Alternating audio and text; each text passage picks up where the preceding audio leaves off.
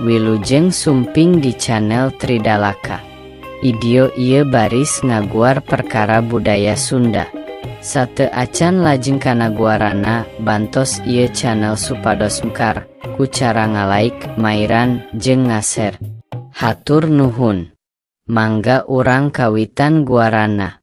Nu disebut urang Sunda teh sok dipatalikeun jeung tilu ciri nyata ngag. Agama Islam nyarita ku basa Sunda jeung dina sariring dumadina teu uleh make. Adat istiadat Sunda. Ieu pernyataan teh estu sing tur basajan pisan. Tapi disagedengeun dina cara matalikeun nu basajan tur hengker teh ngagedeng oge. Potensi barebedanana anu bakal manjang sarta loba rambat kamalena. Loba nu nyebutkeun yen kalolobaanana urang Sunda ngagem agama Islam. Memang kitu faktana.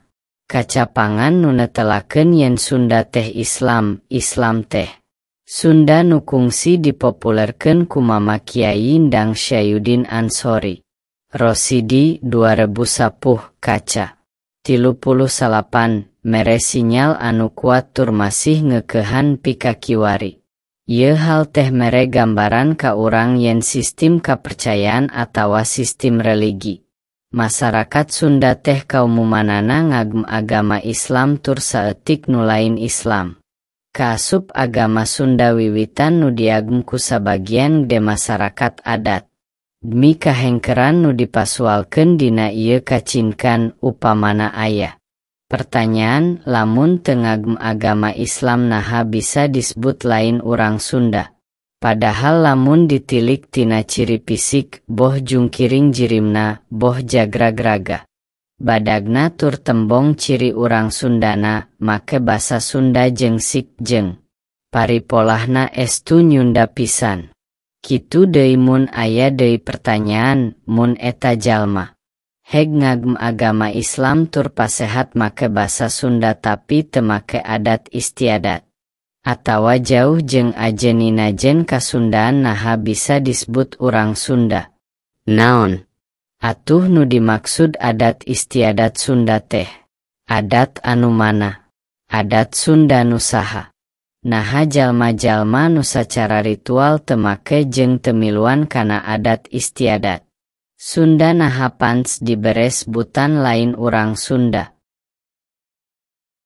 Lepas tina problematika cara pandang etnik nu aya nurutkeun Crosman.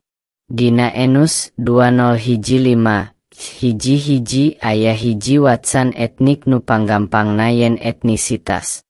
Minangka konsep ngarujukna kana kelompok jalma tur ngabogaan sasaruaan budaya jeung sawangan hirup.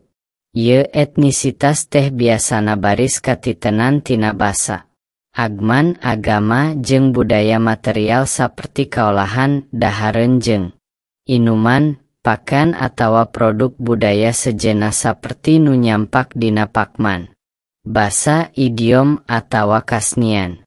Watsan nu diasongkeun ku Crosman nu nyawang.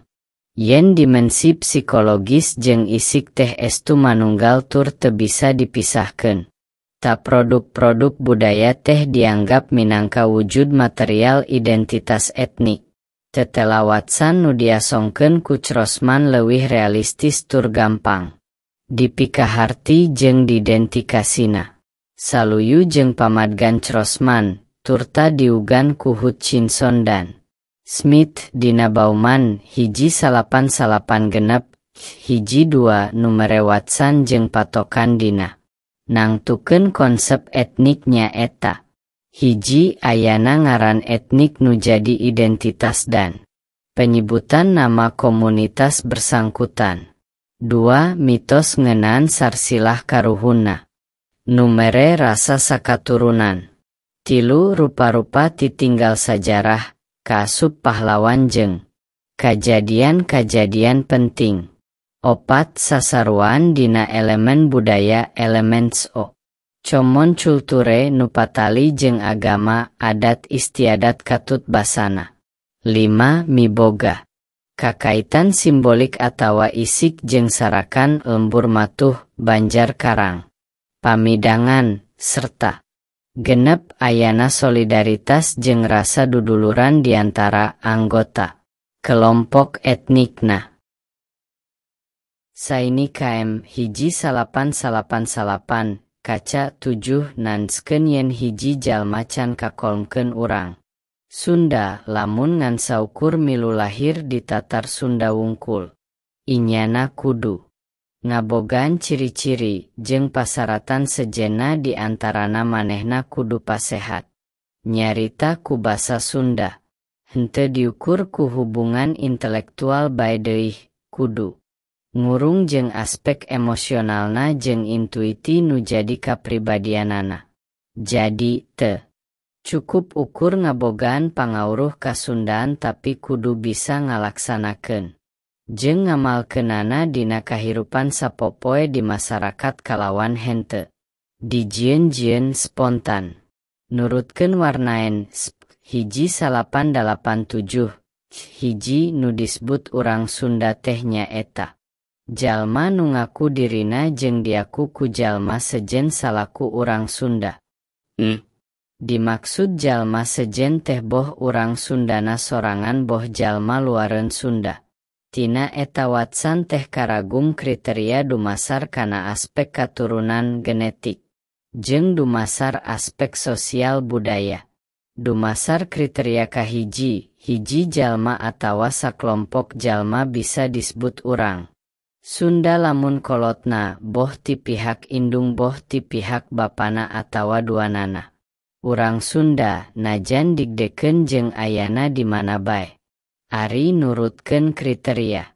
Kadua, urang Sunda nyata jalma atawa sakelompok jalma anu digdekeun dina lingkungan sosial budaya tur hirupna nikel jeung ngalaksanakeun dumasar ajen inajen kasundaan.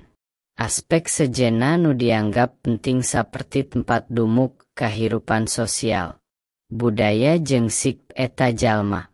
Bisa wae eta jalma atawa sakelompok jalma disebut lain urang Sunda najan kolot-kolotna atawa karuhunna urang Sunda lantaran teu wawuh jeung teu uruh jajauheun kana ngamalkeun jeung ngagunakeun ajen inajen kasundaan.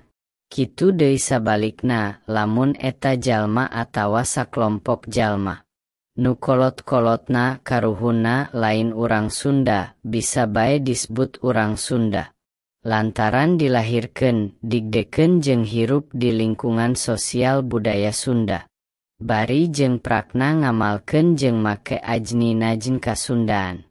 Ngamanan ngeunaan saha ari urang Sunda nu saestu jigana pedaran. Hidayat Suryalaga leuwih keuna jeung leuwih komprehensi pikeun neuleuman. Hiji jalma disebut urang Sunda nya diantarana kudu nyoko kana 4 kriteria. Hiji Sunda subyekti mun hiji jalma dumasar tinimbangan subyektitasna rumasa jeung ngaku dirina urang Sunda nya inyana disebut urang Sunda. Syarat utamana manehna kudu nembongkeun jeung ngaplikasikeun ajeninajen kasundaan dina paripolah sik dina sariring dumadina dina hirup kumbuh sapopoe. 2 Sunda objekti, hiji jalma dianggap tur diaku ku jalma sejen salaku urang Sunda lantaran geus nembongkeun jeung ngalaksanakeun sik jeung perilaku nu nyunda. 3 Sunda genetik, hiji jalma sacara genetik katurunan ti kolotna ngabogaan sarsilah urang Sunda pituin. Sarsilah kahirupan hiji jalma basana sok disasar. Nepi ka 7 turunan luhureun ego, 7 turunan nyaeta indung atawa bapa, nini atawa aki, uyut, bao, janggawareng, udgud, kait atawa gantung siwur nu saterusna. Salaku karuhun. Di zaman kiwari mah ku ayana pernikahan antar etnis ngan ukur ditandaan ku indung bapana bae nu etnis Sunda. Demi Sunda genetik teh nas-nasna mah sunatullah. Ku kituna hiji jalma nu sacara genetis minangka urang Sunda boga kawajiban yen hirup jeung prilakuna kudu nyunda salaku pananda jati dirina. Nya teu meunah mun kaluar ucapan kabneran we jadi. Urang Sunda. Opat Sunda sosiokultural, lamun indung bapana atawa salah saurang diantara nu lain urang Sunda pituin, tapi najan kitu dina kahirupan sapopoena boh sik. Paripolahna adat istiadat nyarita boh dina kahirupan berksnianana. Nembongkeun konsep hirup nu Nyunda eta oka sub urang Sunda. Suryalaga 2008 genep hiji genep opat. Tina dadaran di luhur bisa dicinkeun yen nu ngaranna urang Sunda teh. Sing sahabae nu ngaku minangka urang Sunda kudu ngabogaan komitmen anu kuat dina ngawujudkeun kahirupan masyarakat Sunda anu nikeldel kana ajen. Inajen kasundaan tur sejahtera lahir batin.